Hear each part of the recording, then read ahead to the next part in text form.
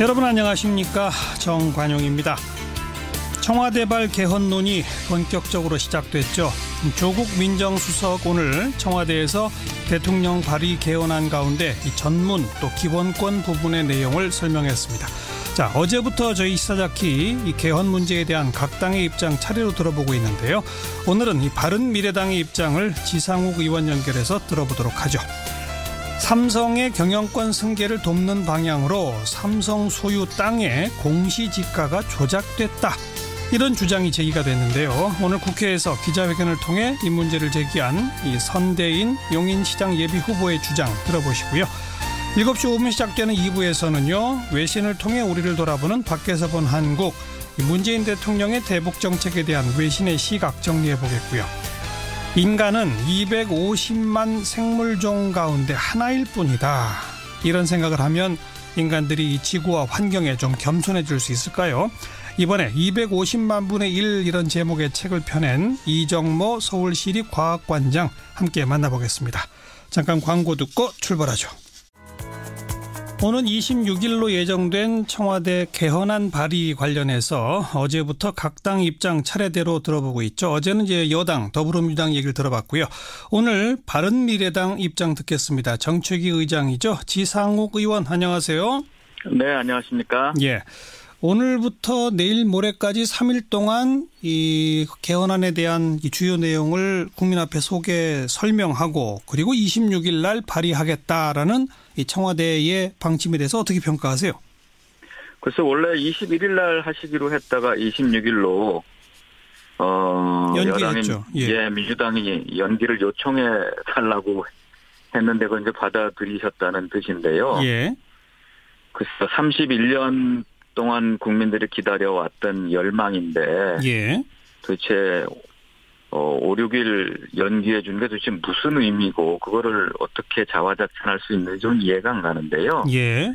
국민의 입장에서 볼 때는 5일을 연기해 줬다라는 것을 아마 좀 정부 여당 청와대 측에서 좀 너무 가볍게 장난하는 식으로 보이게 되지 않을까 좀 두려움이 있습니다. 예. 국민들은 1987년도 10월 달에 있었던 국민적 열망을 담은 개헌을 기억하거든요. 예. 그로부터 이제 31년 만의 개헌인데요.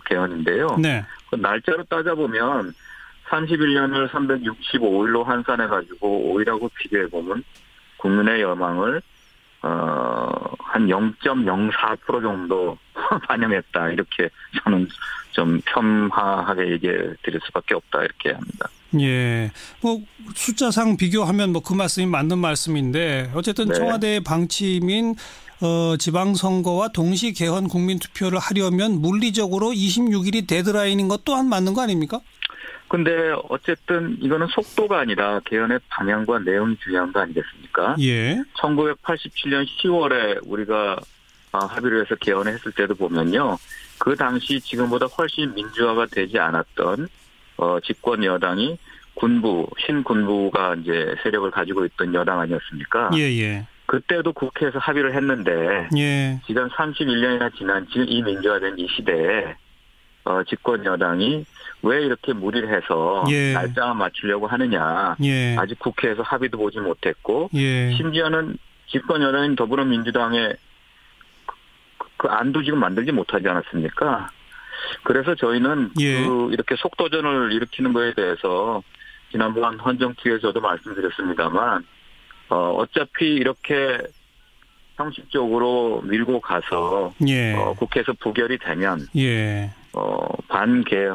반개헌파 이렇게 지방선거를 앞두고 정말 반개헌 세력을 이렇게 몰라고 하는 의도가 있는 게 아니냐 하는 오해를 불러일으킬 수 있다. 예. 이렇게 지적을 드리고 싶습니다. 국회에서 합의를 이루어내는 게 제일 좋죠. 그죠?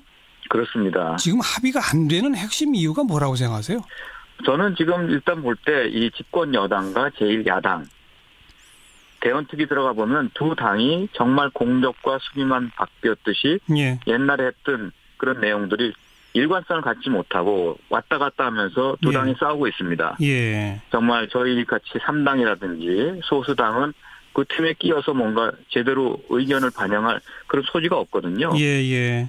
이런 구도에서 한 당은 밀어붙이고 한 당은 반대하고 있으니 이게 뭐 될 수가 없고요. 네. 한국당 반대 하나만 가지고도 뭐 개헌은 뭐 안 되는 물건정한 거 거죠. 아니겠습니까? 예, 그렇기 예. 때문에 예. 지난 1년 동안 그 거대 정당들이 뭐 했냐 하는 비난도 피하기 힘들 겁니다. 예.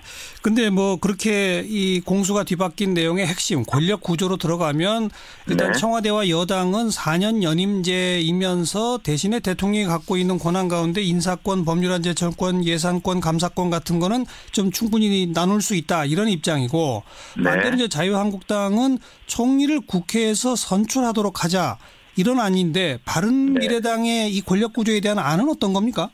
바른미래당이 아직 권력 구조에 대한 안을 뭐 단일안을 만들지 못했고 저희들도 서로 다른 다양한 의견이 있는데요. 예.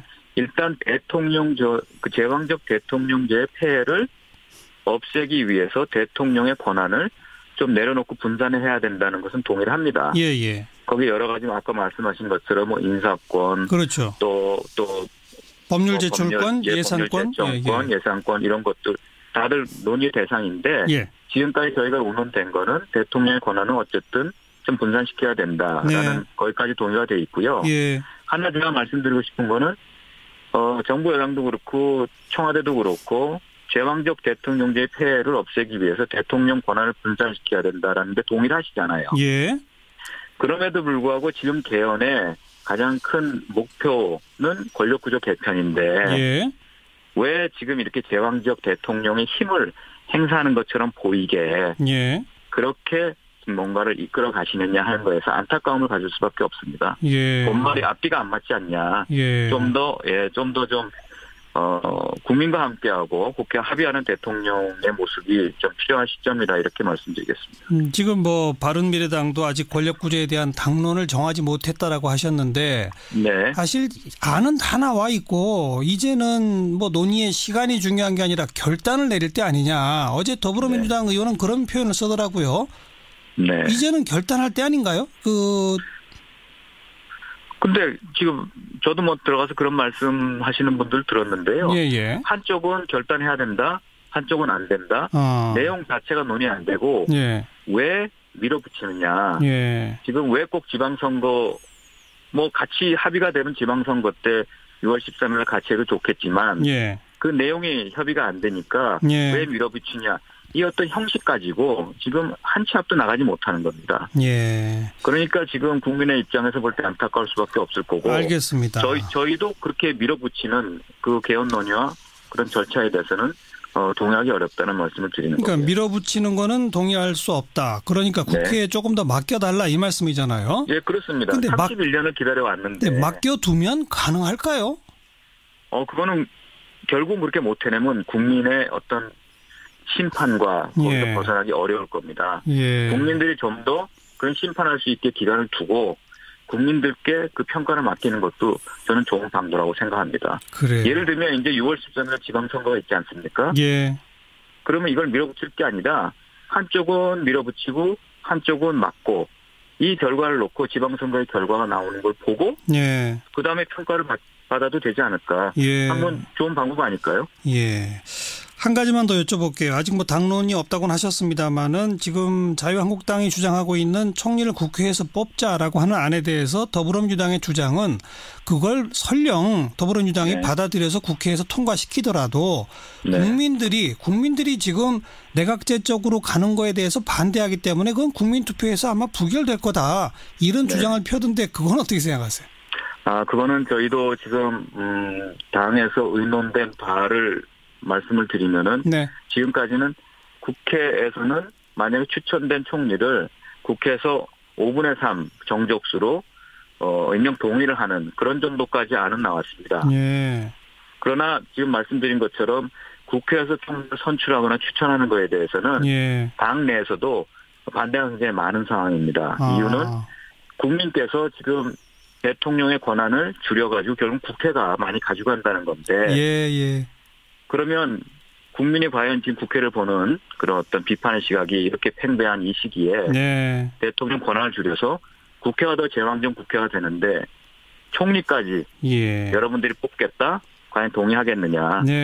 그렇게 되면 대통령과 총리가 서로 결이 다른 그런 그 리더십이 나올 수 있는 그렇죠. 그런 문제점도 생길 수 있고요. 예. 예, 그 정도는 의논을 해왔습니다. 총리 추천이나 총리 선출권은 바른미래당은 일단 동의하지 않으시는 거고 대신에 총리 인준을 한 5분의 3 인준 정도로 만드는 건 어떠냐 이런 정도 의견도 있다. 예. 그러니까 저희가 뭐 전혀 논의가 안 돼서 알겠습니다. 담론이 없다는 건 아니지만 네. 일단 아주 구체적으로 우리 안은 이거다라고 낼 그 소지까지는 아직 안 돼 있습니다. 그러니까 더 좀 국회에 맡겨달라.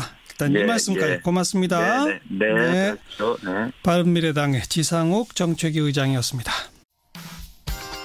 삼성의 경영권 승계를 돕기 위해서 이 과거 정부가 삼성 소유 땅의 공시지가를 의도적으로 폭락시키거나 폭등시켰다. 이런 의혹이 제기가 됐네요. 지금 삼성 측은 뭐 전혀 사실무근이다라고 반박하고 있습니다만은 오늘 국회에서 이 문제를 제기한 이 선대인 용인시장 예비 후보를 연결해 보겠습니다. 안녕하세요. 네, 안녕하세요. 반갑습니다. 문제가 된 땅이 어디에 있는 어떤 땅입니까? 그 용인의 에버랜드는 많이들 와보셨을 것 같습니다. 예. 그러니까 그 에버랜드가 이제 굉장히 넓은 면적인데요. 예. 그 에버랜드뿐만 아니라 그 주변에 예. 그 예전에는 이제 삼성 에버랜드 소유였던 지금 삼성물산 예. 땅과 그다음에 이건희 회장 땅이 굉장히 많이 있습니다. 그게 대략 한 380만 평 정도 되는데요. 380만 평이면 네. 여의도 면적하고 비교하면 어떻게 됩니까?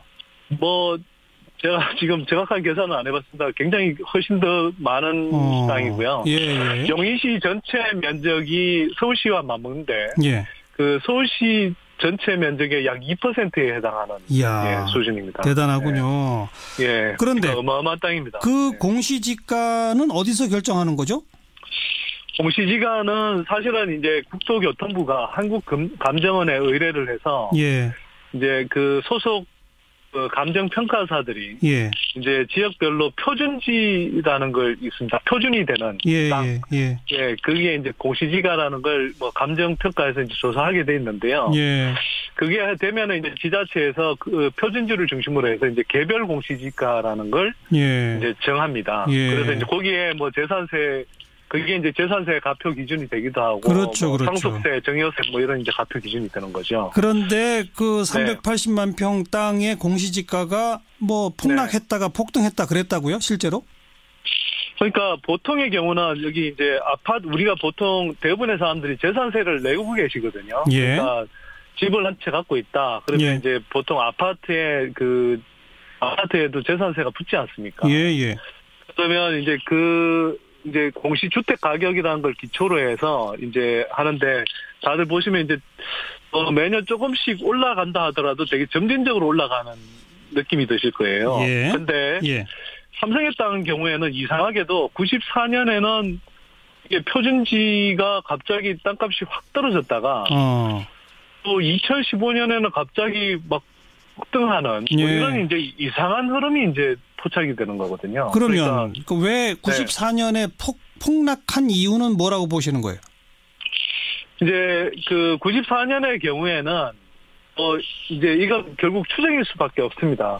그럼에도 불구하고 이제 삼성 이건희 회장이 이제 이재용 부회장으로 그룹 지배권을 이제 승계하는 프로그램이 이제 작동하기 시작한 게 90년대 말인데요. 그 전에 이제 사전 정지 작업을 하기 위한 이제 프로그램들이 가동됐다고 볼 수 있을 것 같고요. 그래서 표준지 공시지가를 그때 좀 떨어뜨리지 않았느냐 이런 판단이 드는 거고요. 그 표준지 공시지가가 하락한 상태에서 계속 큰 변화가 없이 2014년까지 오다가 갑자기 2014년 뭐 중간에 그 이건희 회장이 쓰러지지 않았습니까? 그리고 2015년에 이제 이재용 부회장으로 이제 그 삼성 지배권을 넘기기 위해서 뭐 삼성물산 합병 사건도 일어나고 그랬었는데요. 갑자기 2015년에는 그 공시지가가 전반적으로 굉장히 이제 뭐 폭등하는 이런 이제 현상이 일어난 거죠. 그래서 도저히 다른 지역에서는 또는 다른 땅에서는 볼 수 없는 그런 현상이 이제 일어났던 겁니다. 그러니까 2015년에 다시 폭등시켰다고 하는 거는 그 제일모직 삼성물산 합병 과정을 유리하게 하기 위해서다 이렇게 보시는 거예요? 그럴 가능성이 상당히 있지 않느냐 이렇게 이제 보는 거죠. 왜냐하면 이게 가만히 있던 땅이 뭐 갑자기 그렇게 이제 공시지가가 확 올라간다 이렇게 이제 뭐 다른 이유를 잘 찾기가 힘들거든요. 예. 뭐 예를 들면 예. 뭐 삼성 에버랜드 땅은 계속 이제 같은 용도에서 계속 꾸준하게 개발이 진행되어 왔기 때문에 예. 뭐 갑자기 이제 가치가 확 변하기는 힘든 거거든요. 알겠습니다. 그래서 알겠습니다. 예. 네네. 근데 어쨌든 94년부터 네. 2014년까지의 기간 동안에는 주변의 다른 땅보다 공시지가가 굉장히 낮게 계속 유지돼 왔던 게 사실입니까? 주변의 땅이라고 꼭 뭐 특정할 수는 없는데요. 이제 예. 이게 그 주변 땅이라고 하더라도 주변은 다 임야거든요. 예. 쉽게 말하면 산이죠. 산인데 예. 예.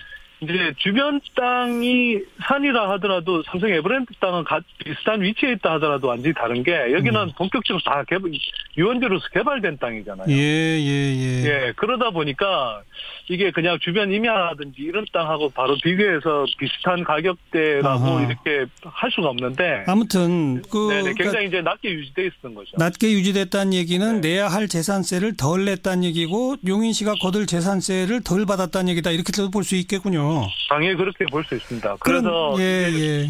그런데 오늘 저 삼성 측에서 반박을 아주 조목조목했는데 먼저 95년에 폭락했다고 하는데 그거는 이 특정 필지만 떨어진 거지 전체적으로 용인 지역에 삼성이 갖고 있던 땅은 80%나 올라갔다 이런 주장이고 그리고 2015년 폭등하는 거를 방조했다라고 했는데 삼성 측은 여러 차례에 걸쳐서 항의하고 뭐 의견 제출해가지고 이 애초에 상승폭을 크게 떨어뜨렸다라고 하는 주장, 이 두 가지 주장 어떻게 보십니까? 그러니까 이제 이 뭐 앞에 부분부터 좀 말씀을 드리면, 그건 뭐 사실 이제 그 삼성 그때의 자료는 지금 남아 있지는 않습니다. 그런데 보통은 개별 공시지가라는 게 표준지 공시지가를 기준으로 해서 움직이는 거거든요. 근데 표준지 공시지가가 뚝 떨어졌는데 개별 공시지가 주변에 개별 공시지가만은 다 올랐다. 그건 믿기 어렵다. 그래서 80%나 그 공시지가가 올라갔다. 이거는 글쎄요, 좀 납득하기가 사실은 어렵고. 2015년에 열심히 항의했다는 건 어떻게 보세요? 그래서 이제 이건 뭐 제가 직접 한 건 아니지만 이제 제가 그 기초 자료를 제공한 덕분에 SBS 취재팀을 통해서 미리 좀 들었는데요. 국토교통부에 확인한 결과로는 이른바 그 표준지 공시지가가 이제 정해진 다음에 삼성 측의 공식적인 이의 제기는 단 한 번도 없었다. 다만 이제 뭐 이 보도 자료 그러니까 해명 자료랍시고 이제 낸 데에는 보면 이제 뭐 여러 차례 항의한 걸로 이렇게 돼 있는데 그건 뭐 확인할 수는 없으나 그때 뭐 담당자가 와서 우리 이거 너무 높다 이런 식으로 이제 뭐 항의를 표출했다 뭐 이런 식의 걸 가지고 아마 그렇게 이야기하는 것 같아요. 알겠습니다. 정말 알겠습니다. 우선 좀 자료를 더 뒤져서 사실 확인이 몇 가지 해야 할 대목들이 있는 것 같군요. 아무튼 오늘 여기까지 고맙습니다. 들어가십시오. 선대인 용인시장 예비 후보였습니다. 윤태곤의 뉴스 사이다.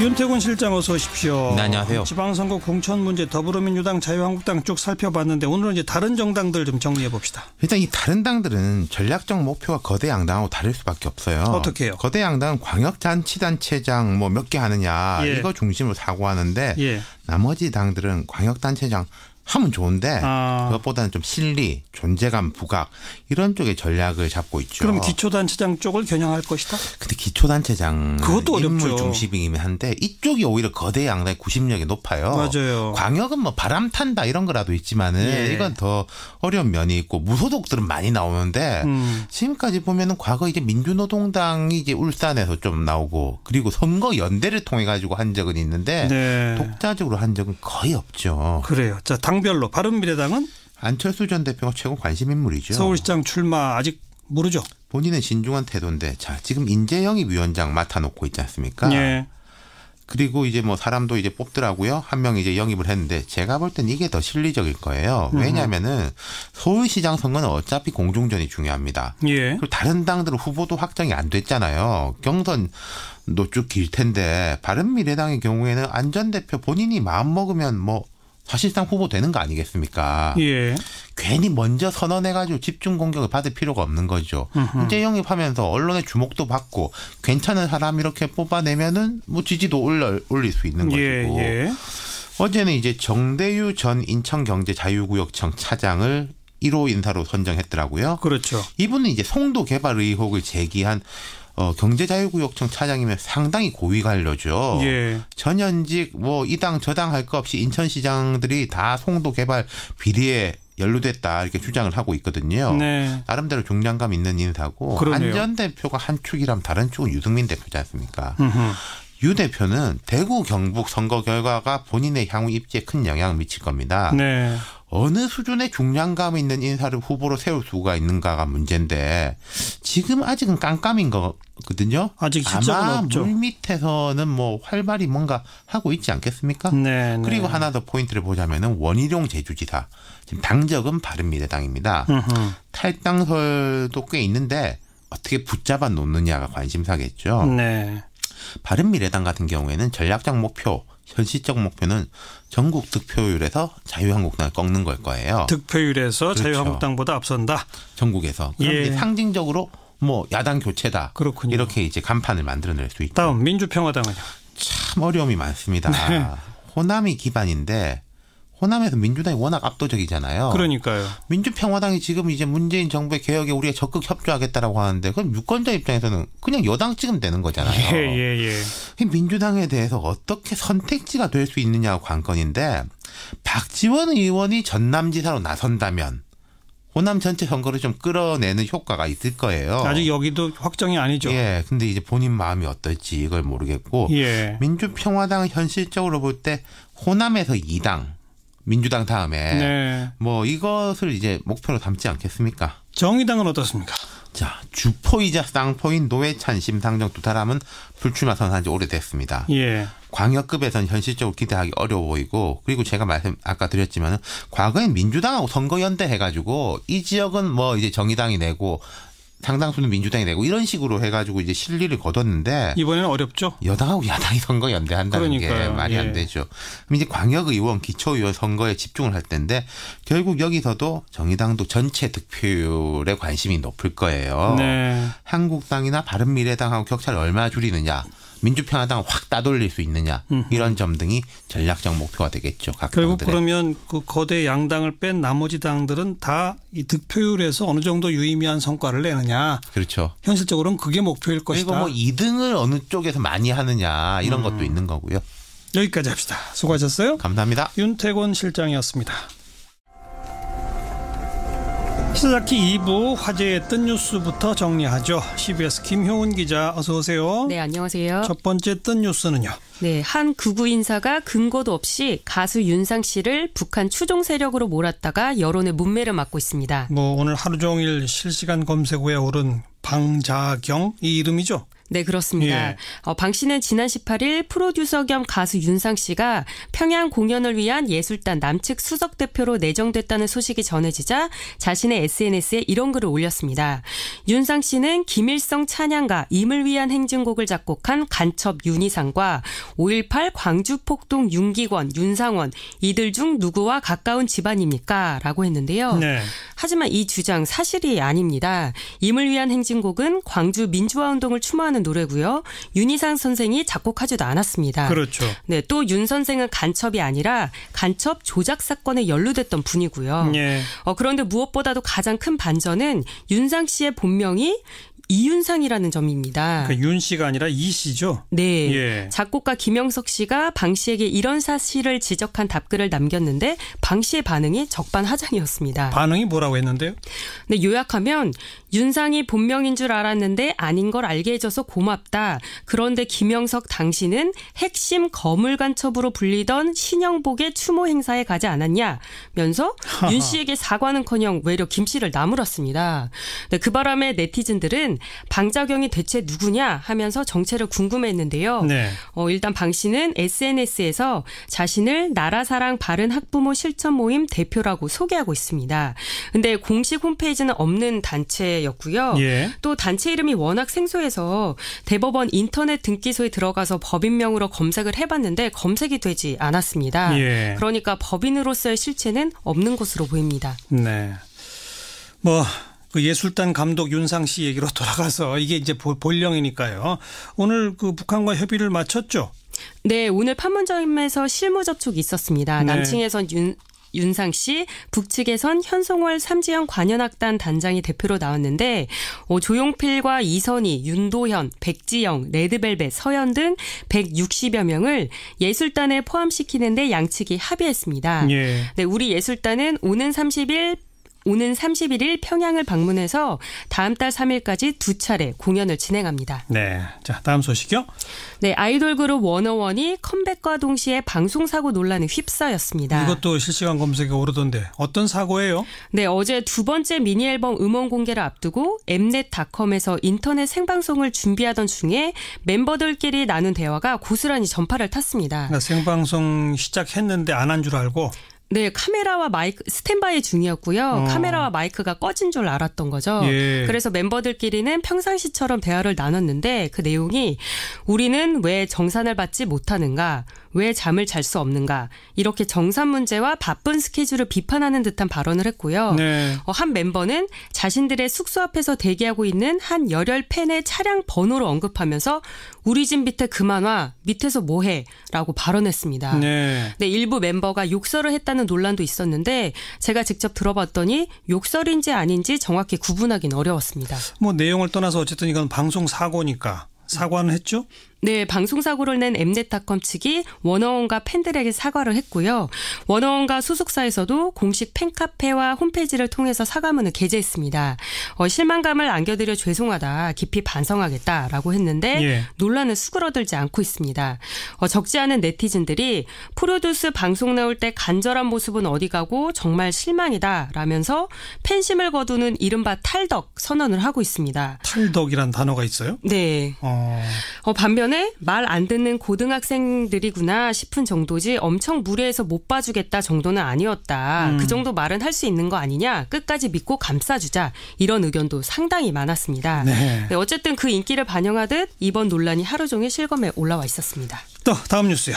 네, 미국의 인기 드라마 섹스 앤 더 시티에 출연했던 유명 여배우가 현실 정치에 뛰어들어서 화제가 되고 있습니다. 누구예요? 배우? 네, 신시아 닉슨인데요. 오는 11월 뉴욕 주지사 선거에 출마하겠다고 선언했습니다. 주지사 선거에? 네. 예. 닉슨은 트위터를 통해 출마 의사를 밝혔는데요. 새 아이의 엄마인 닉슨은 진보 성향의 동성애자이자 공교육 지지 운동가로 활동하고 있습니다. 요즘 미국에서 이렇게 선출직에 도전하는 각계 여성들이 늘어나고 있다면서요? 네, 그렇습니다. 그 핵심 요인으로 미투 운동이 꼽히고 있는데요. 네. 미국 여성단체인 에밀리 리스트에 따르면 올해 연방 하원 의원 선거 출마를 선언한 여성은 431명이고 상원 의원 선거에 도전하는 여성은 50명으로 2년 전 선거 때보다 각각 2배가량 늘었습니다. 2배나? 네. 예. 민주당 후보가 압도적으로 많았다고 하고요.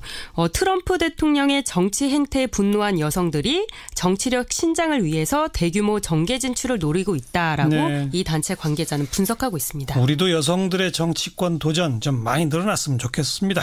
네, 수고하셨어요. 네, 감사합니다. 김효은 기자였습니다.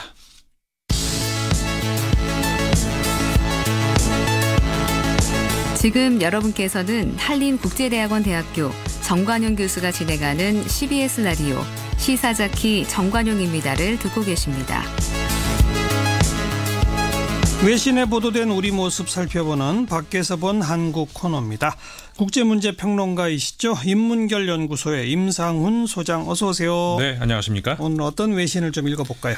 네, 지난주 영자 시사 매거진인데요. The Diplomat 이라는 그 매체의 권위지죠. 예. 네, 그렇습니다. 브뤼셀 자유대학의 한국 석좌죠. 라몬 바르도 교수의 기고문이 실렸습니다. 예. 최근 눈 깜짝할 사이에 동아시아 정세가 변하고 있는 때에 지금까지 국제사회 많은 나라들이 펴온 대북 정책, 그다음에 현재의 상황 이런 것들을 정리를 하면서 한국의 대북 정책을 평가하는 그런 글이었습니다. 네네. 요약을 하자면은 역시 압박과 관여 그 사이에서의 교차다 이렇게 할 수 있는데요. 그런데 이제 현재 한국 정부의 압박과 관여가 과거와는 다르다 뭐 이런 내용이었습니다. 파라도 석좌는 지난해 한반도 주변에는 소위 블러디 노즈 그러니까는 코피 전략이라고 하는 북한에 대해서 이제 공격 가능성에 대해서 많은 공론이 벌어졌던 한 해였다면은 올해는 남북 회담 그리고 최초의 북미 회담이 이루어질 수 있는 상황까지 왔다 이렇게 정리를 하면서 그렇죠. 이런 변화의 요인 중에 가장 돋보이는 것은 역시 문재인 대통령이다 이렇게 설명을 하고 있습니다. 문재인 대통령을 역시 중심에 놓고 보는군요. 네. 우선 그 라몬 파르도 교수 어떤 사람이죠? 그 원래는 영국의 킹스 컬리지 런던 대학 교수였는데요. 그 우리나라에서 저기 처음으로 유럽에 처음으로 그 한국 석좌를 만들었죠. 브뤼셀 대학이. 네. 그래서 브뤼셀 대학에다가 이제 그 자리가 만들어졌는데 유럽 처음입니다. 그래서 한국 석좌가 만들어지면서 임용된 것으로 지금 돼 있는데 유럽에서 보기 드문 한국 관련 전문가군요. 네. 그런데 이제 한국 정부의 대북 정책이 과거에 비해서 달라졌다라고 지금 아까 말씀하셨잖아요. 네네. 뭐가 달라졌다는 겁니까? 일단 관여와 협력에 레이저 같은 초점을 맞췄다 이렇게 표현이 되어 있는데요. 파라도 석좌는 10년간의 보수 정권 이후에 들어선 문재인 정부가 그 이전에 진보 성향 대통령들 그러니까는 김대중 노무현 대통령의 햇빛 정책을 따랐다. 근데 문 대통령은 차이점이 있다 이렇게 밝힌 겁니다. 그게 중요하죠. 네. 과거 햇볕 정책과 어떤 차이가 있느냐.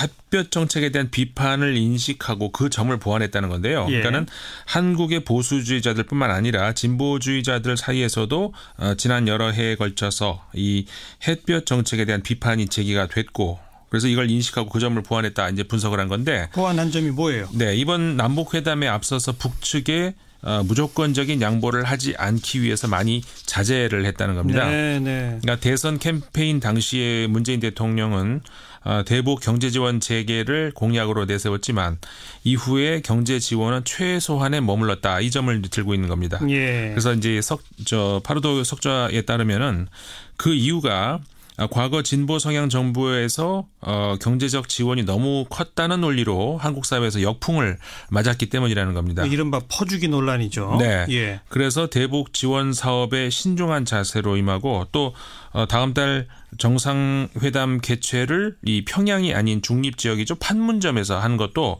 문 대통령이 이런 신중한 행보하고 관련이 있다는 겁니다. 판문점에서도 우리 남측 구역에서 하잖아요. 네. 다시 말하면 이 지금 단계에서 평양으로 가는 모습이 이 반대 세력에게는 그 북한 정권과 북핵 프로그램을 인정하는 것으로 묘사될 수 있는 그럴 가능성, 논란을 처음부터 차단하기 위한 것이라는 거죠. 그리고 이제 두 번째가 뭐냐면은 이제 미국과의 관계라는 겁니다. 그렇죠. 대미 관계인데 남북 문제가 항상 그랬듯이 남북 간의 문제로만 해결이 되는 게 아니라 미국과의 관계가 항상 중요시됐다는 걸 이걸 인식하고 있다는 겁니다. 그러니까 과거 정부는 남북 관계가 잘 되다 보면 한미 관계가 틀어지는 경우도 있고 막 그랬었는데 그랬죠. 문재인 정부는 그러지 않으려고 지금 노력하고 있다 이거죠? 네, 그렇습니다. 그래서 이제 파라도 석좌는 한국의 대북 정책에서 대미 외교가 이제 결정적이기 때문에 문재인 정부도 이 점을 이제 중시를 하고 있다 이렇게 보는 건데 과거 사례들을 잘 봐온 문재인 정부 특히 그 과거에 이제 노무현 대통령 당시 참모로 있었지 않습니까? 그렇죠. 그래서 한미 관계라는 변수를 바로 옆에서 봐왔기 때문에 이런 경험을 해본 그 문재인 대통령은 미국과의 그 외교 관계에 최선을 다하고 있다 이렇게 보고 있다는 거죠. 그래서 이런 예를 들고 있습니다. 북한이 한국 그리고 미국과의 정상회담을 갖겠다 이렇게 한 것을 두고 도널드 트럼프 미국 대통령 그다음에 그의 그 트럼프 대통령의 최대한의 압박 정책 이게 주요했다 이렇게 문재인 대통령이 평가를 하지 않았습니까? 트럼프 대통령을 추켜 세웠죠. 그렇죠. 이거를 이제 그 파라도 석좌가 들고 있는 겁니다. 이제 미국과의 관계를 중시한다는 거죠. 그러면서 이 한국 정부가 대북 대응에 있어서 제재는 여전히 쓸 수 있는 도구의 일부로 남을 것이다. 이걸 거듭 밝히고 있는 것. 이것도 북한을 위한 메시지일 수 있지만 미국을 향한 메시지일 거라는 겁니다. 그러니까 북한에 대해서 제재와 압박 계속한다라는 건 미국 들으라고 하는 얘기다. 그렇죠.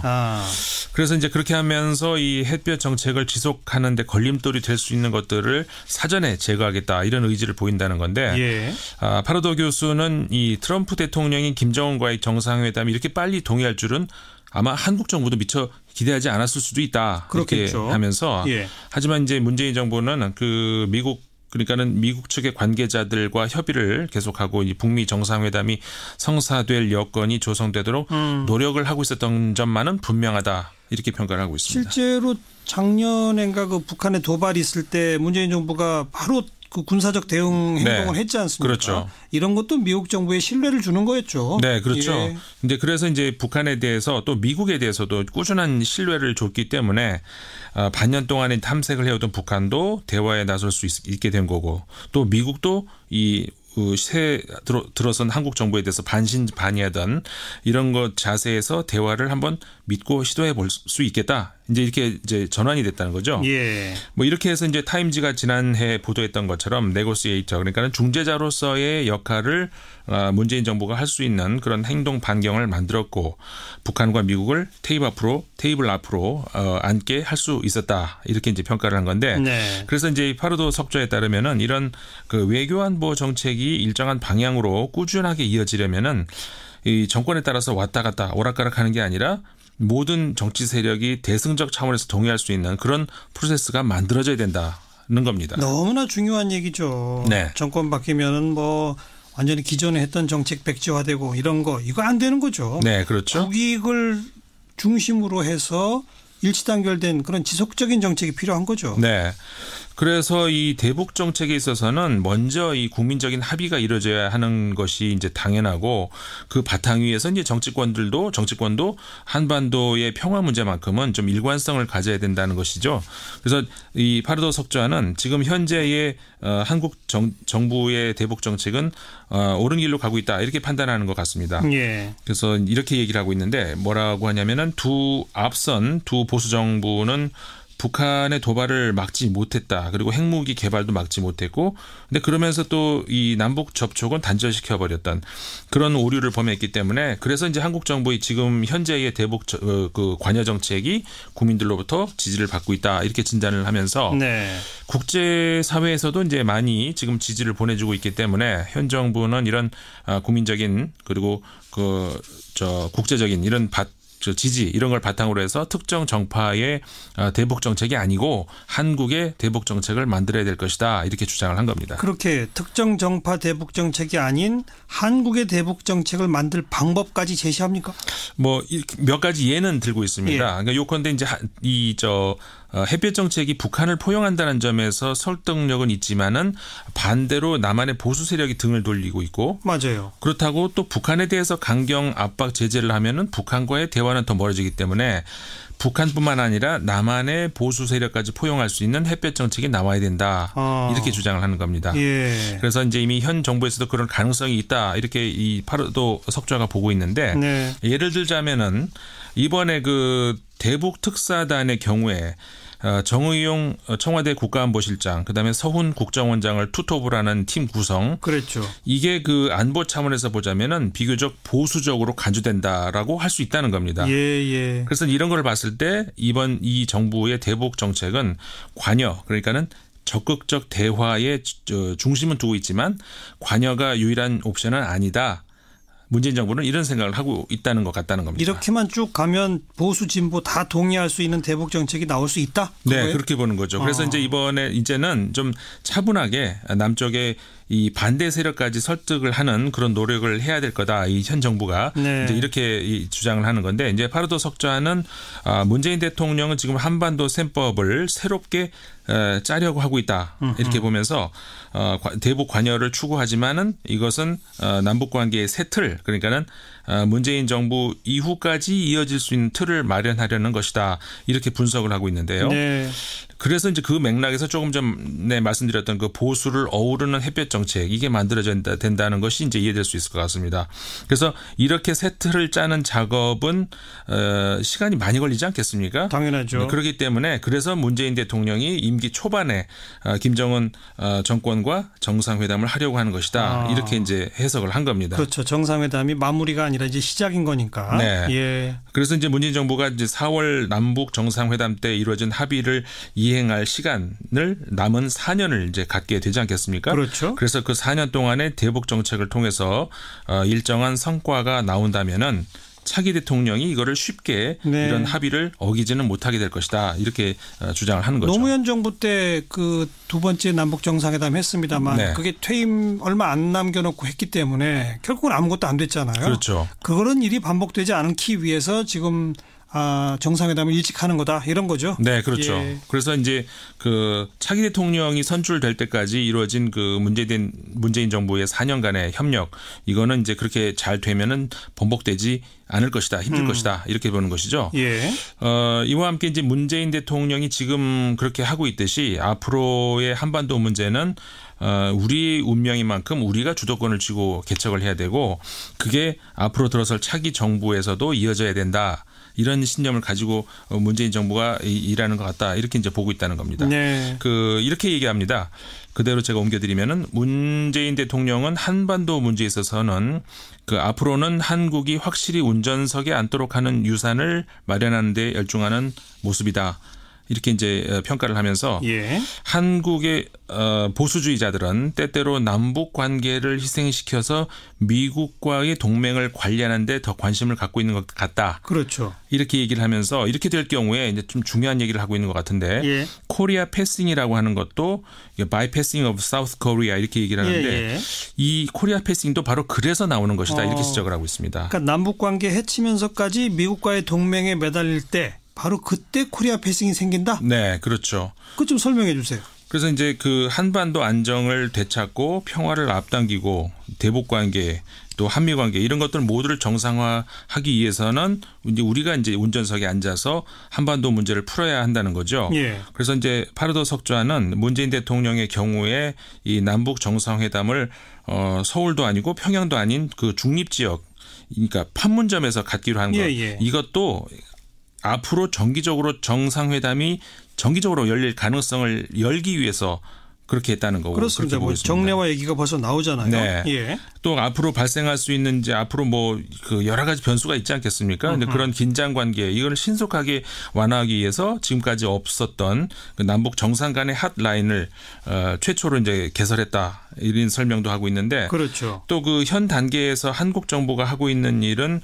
경제 협력 재개 가능성을 염두에 두고 김정은의 그 경제 개혁 추진이 얼마나 진정성이 있는 것인지 그리고 한국이 어디까지 북한을 지원해 줄 수 있는지 그리고 그것으로부터 얻어질 수 있는 게 뭔지 이런 것들을 좀 가늠해 보고 있는 그런 중이다. 네. 이렇게 하면서 이제 결국은 이게 이런 것들이 현 정부만의 업적으로 끝나면 안 되고 정부가 바뀌면 또 백지화되는 것이 아닌 앞으로 향후 후임 대통령들이 사용할 수 있는 준영구적 이렇게 표현합니다. 준영구적인 틀을 예. 발전시키고 있다. 이제 문재인 현 대통령이 그렇게 돼야죠. 예, 그렇게 되면서 이게 아마도 문재인 대통령이 남길 유산 중에서 어쩌면은 가장 중요한 부분이 될 수도 있다. 이렇게 파르도 석좌는 글을 맺고 있습니다. 이제 거기다가 뭐 북미 정상회담까지 있으니까 정말 준영구적이 아니라 영구적인 네. 한반도 구조의 재정립.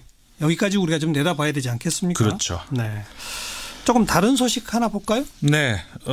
지난주에도 제가 그 패럴림픽 관련 외신보도 전해드린 적이 있었는데 예, 지난 일요일 패럴림픽 성공적으로 마치지 않았습니까? 그렇죠. 그래서 이제 패럴림픽도 이 남북 대화처럼 좀 전에 말씀 우리 나눈 것처럼 단발성 행사로 그칠 게 아니라 향후 좀 계속 주목받을 수 있는 준영구적인 틀을 마련해야 되면 하면 어떨까? 네. 이런 고민을 좀 해봐야 되지 않겠습니까? 예. 근데 독일의 한 언론이 아주 기발한 아이디어를 냈습니다. 그래서 이제 이게 참 공유해보고 싶어서 제가 가져왔는데 네. 독일의 타게스 슈피겔이라는 이제 언론이 지난 18일 일자 기사에서 평창 패럴림픽도 역시 이제 그 잘 치러졌다. 네. 여기서 거둔 사회적 가치가 과소평가할 수준이 아니었다 이렇게 얘기를 하면서 33만 장 이상의 입장권이 판매된 것 이거는 패럴림픽 사상 기록을 수립한 것이다. 그랬다죠. 네. 예. 이제 뭐 우리 대통령도 특별히 생방송 분량을 좀 늘려달라고 방송국에도 요청하지 않았습니까? 그랬죠. 공무원들도 업무 시간에도 관람하도록 하고 이런 거 있었는데 예. 이 신문은 이 패럴림픽 조직위가 입장권의 가격을 낮춘 것, 그다음에 학교에서 단체로 관람하도록 한 것 이런 것들을 굉장히 높이 평가하더라고요. 예. 그러면서 이제 대성공했다 이렇게 평가를 하면서 앞으로도 더 많은 인정을 받기 위해서 이게 이번으로 끝날 게 아니라 예. 이 패럴림픽을 올림픽 이후에 열지 말고 올림픽하고 동시에 개최하는 것. 이거 고려해 볼 수 있다. 올림픽과 패럴림픽을 동시에? 네. 올림픽 지금 끝나고 하지 않습니까? 예. 그러지 말고 같이 하자는 거죠. 아하. 그래서 같은 경기장에서 같은 관중 앞에서 장애인과 비장애인이 같이 스포츠 축제를 동시에 개최하면 어떻겠느냐. 이거 좋은 아이디어인데요. 그러니까 이거 저는 이 기사를 보면서 개인적으로 아주 찡하는 전율이 오더라고요. 네. 이렇게 했을 때 정말 올림픽의 정신, 그다음에 인류의 가치가 더 빛나지 않겠습니까? 그렇죠. 네. 같은 경기장에서 아이스하키 하고 그다음 또 장애인 아이스하키 또 하고 네. 그럴 수 있는 거죠. 그렇죠. 예를 들어서 같은 경기장에서 이제 컬링 같은 경우에도 동시에 여러 개가 열릴 수 있으니까 같이 하자는 거죠. 한번 생각해 봅시다. 네. 국제올림픽위원회에 제안합니다. 이렇게. 네. 네, 수고하셨습니다. 네, 감사합니다. 밖에서 본 한국이었습니다. 국제문제평론가 인문결연구소의 임상훈 소장이었어요. 사운드 오브 뉴스로 이어가죠. 김민아 기자 어서 오세요. 안녕하세요. 들어볼 소리는요. 청와대가 대통령 발의 개헌안 중에 기본권 및 국민주권 관련 내용을 공개했는데요. 조국 민정수석의 설명을 들어보시죠. 신설되는 기본권에 대해서 말씀드리겠습니다. 생명권과 안전권 문제입니다. 세월호 참사와 같은 각종 대형 사고, 심심치 않게 들리는 묻지마 살인 사건 등은 우리 사회가 더 이상 안전하지 않다는 사실을 깨닫게 합니다. 이에 헌법에 생명권을 명시하고 모든 국민은 안전하게 살 권리를 갖는다는 점을 천명하는 한편 국가의 재해 예방 의무 및 위험으로부터의 보호 노력 의무를 보호 의무로 변경하였습니다. 국민 여러분, 이번 개헌은 기본권 및 국민의 권한을 강화하는 국민 중심의 개헌이 되어야 합니다. 국민의 뜻에 따라 국가가 운영되고 국민 모두가 자유롭고 안전하게 인간다운 삶을 누리는 대한민국을 상상해 보십시오. 헌법이 바뀌면 내 삶이 바뀝니다.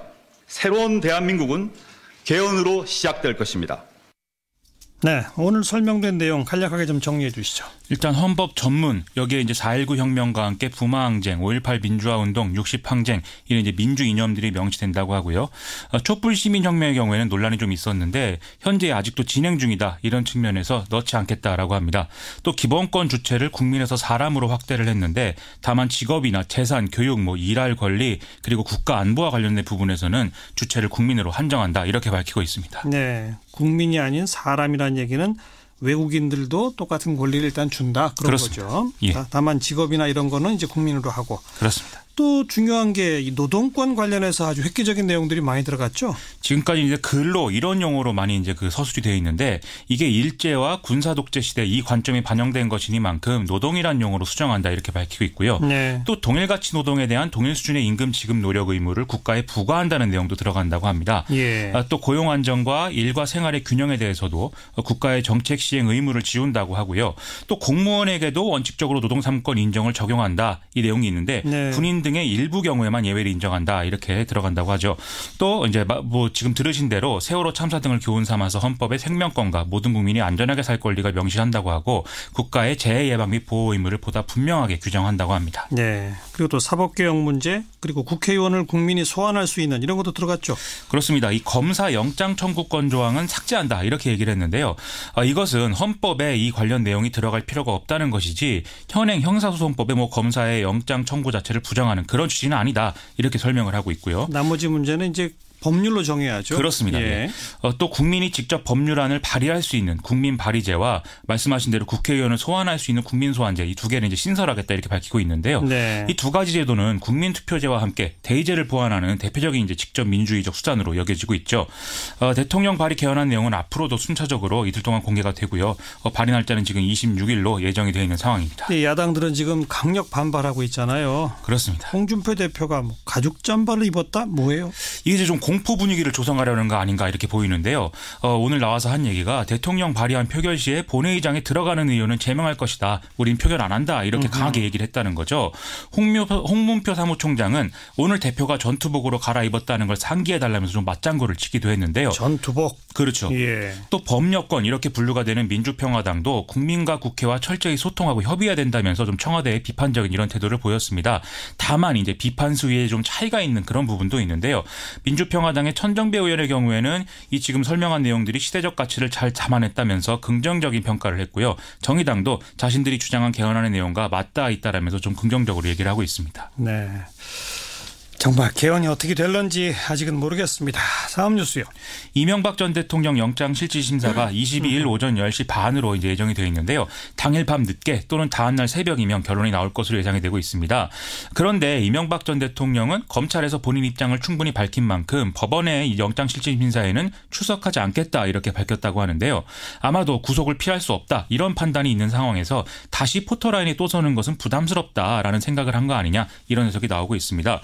법원은 이명박 전 대통령의 직접 소명 없이 변호인과 간접 소명 자료 등만으로 영장 발부 여부를 판단하게 됩니다.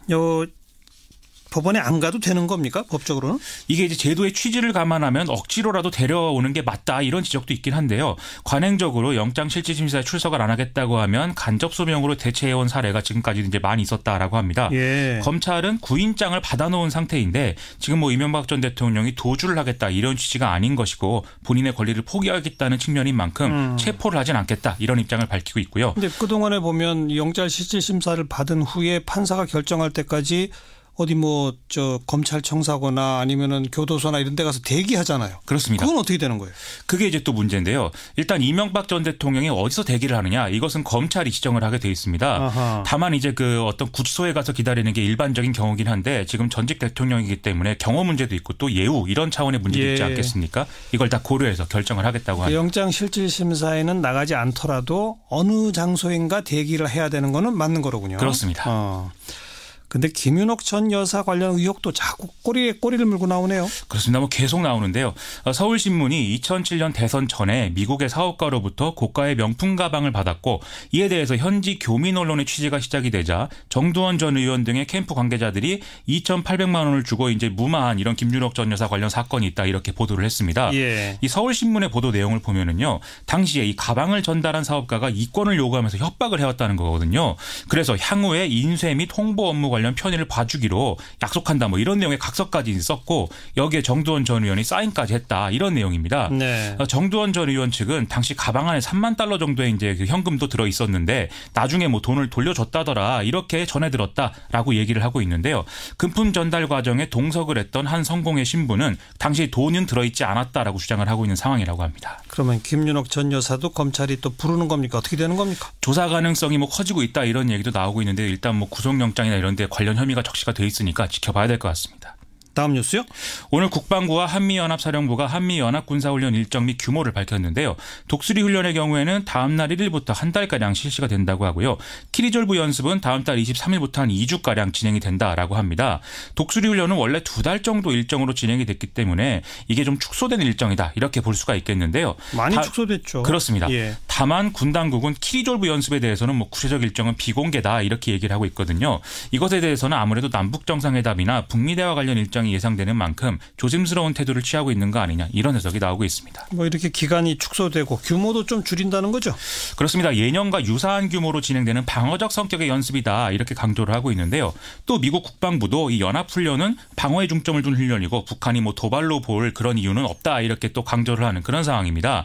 그렇다면 북한의 중요 시설이나 전략무기 시설을 정밀 타격하는 뭐 이런 내용의 계획은 없을 것으로 이제 그렇게 추정이 좀 되고요. 또 핵 추진 항공모함이나 전략 폭격기 등의 전략무기도 뭐 공개적으로 등장한다든지 이런 상황은 아닐 것으로 예상이 일단 되고 있습니다. 예. 여기에 대응해서 북한이 뭐 군사 도발을 선택한다거나 그런 경우의 수가 나오지 않는다면 일단 대화 분위기를 이어가는 데는 큰 문제가 없을 것이다. 이런 해석입니다. 뭐 김정은도 한미 훈련 양해한다고 다 했으니까 그렇습니다. 또 이렇게 좀 축소하는 성의를 보여주면 잘 되겠죠. 뭐. 그렇습니다. 수고하셨어요. 고맙습니다. 김민아 기자였습니다.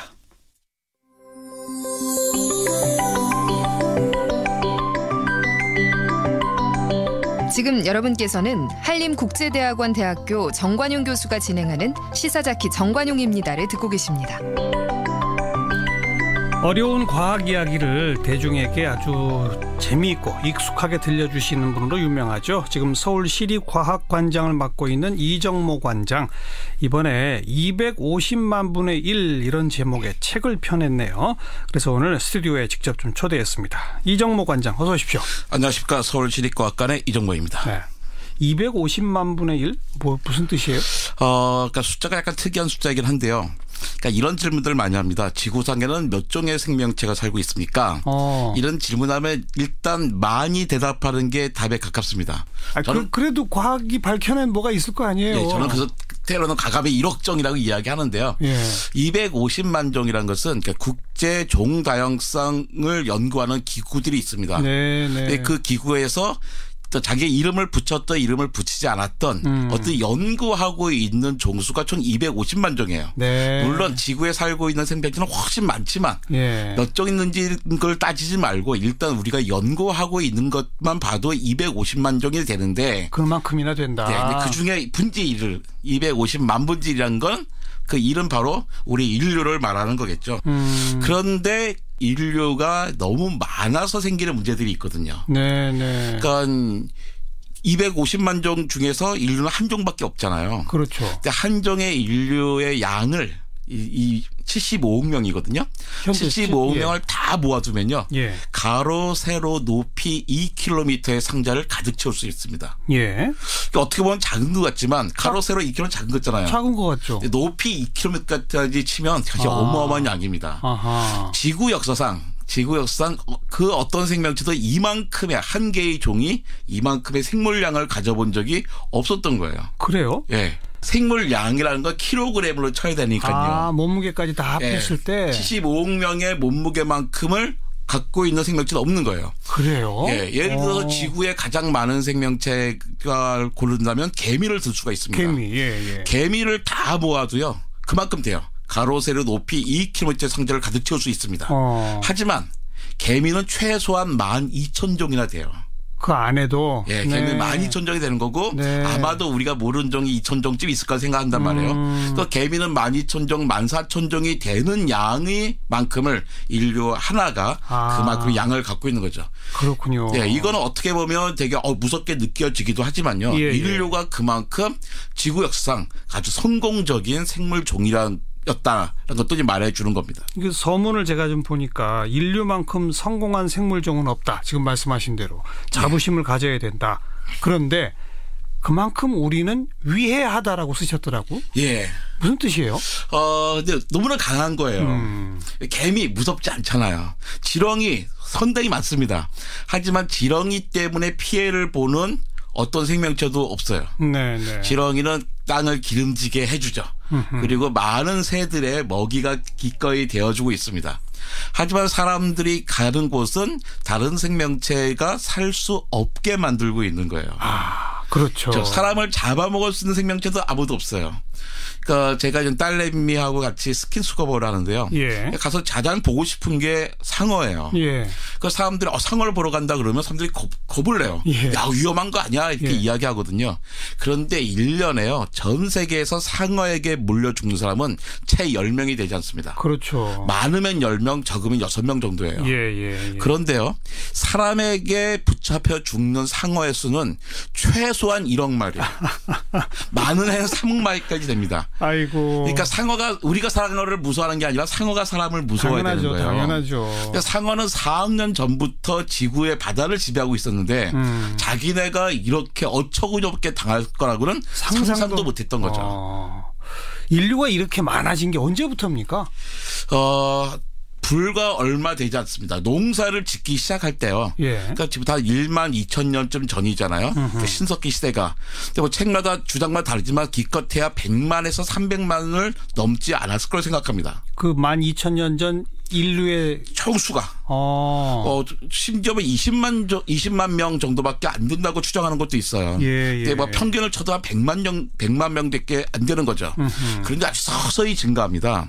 산업혁명기까지 오면요. 한 1820년대 30년대 오잖아요. 네. 인구수가 3억 명밖에 안 돼요. 3억. 네. 12,000년 전부터 서기 1820년까지 예. 한 100만 명에서 3억으로. 그렇죠. 근데 그러고선 근데 그것도 빠른 거죠, 사실. 다른 거 다른 서서히 올라왔는데요. 네. 그다음부터 갑자기 불과 200년 대사에 3억이 75억 명이 된 거예요. 그러네요. 그러니까 그 변곡점이 있거든요. 예. 그 변곡점이 바로 산업혁명입니다. 예. 그러니까 석탄과 석유를 사용한 다음부터는 인류 수가 엄청 늘어난 거죠. 그렇죠. 제가 태어난 해에 지구의 인구수가 35억 명이었습니다. 예. 제가 학교 다닐 때 배웠어요. 예. 정말 너가 살고 있는 동안에 지구 인구수가 2배가 될 거야. 근데 지금 50몇 년 사이에 75억이 됐다. 2배가 넘었죠. 그러니까 2배가 된다고 배웠지만 설마 그렇게 될 줄은 몰랐는데 실제 네. 돼버렸어요. 네. 지금 70대 노인들은요. 자기가 살아있는 동안에 인구수가 3배가 되는 걸 목격한 세대예요. 그렇겠죠. 그러니까 우리가 봐도 놀라운데 그 바깥에 있는 생명체들은 지구가 보면 정말 끔찍한 거죠. 네. 그러니까 지구의 역사 46억 년 동안에 생명체가 한 38억 년 동안 존재했어요. 그러니까 지구 역사 46억 년 동안에 불과 12,000년 전까지만 해도 그 어떤 생명체도 지구 환경을 바꿀 생각을 하지 않았습니다. 모든 생명체는 환경에 적응해 살았어요. 예. 근데 1만 2천 년 전에 호모사피엔스가 농사를 짓기 시작하면서 환경에 적응해 사는 게 아니라 환경을 바꾸기 시작했죠. 농사가 환경을 바꾸는 건가요?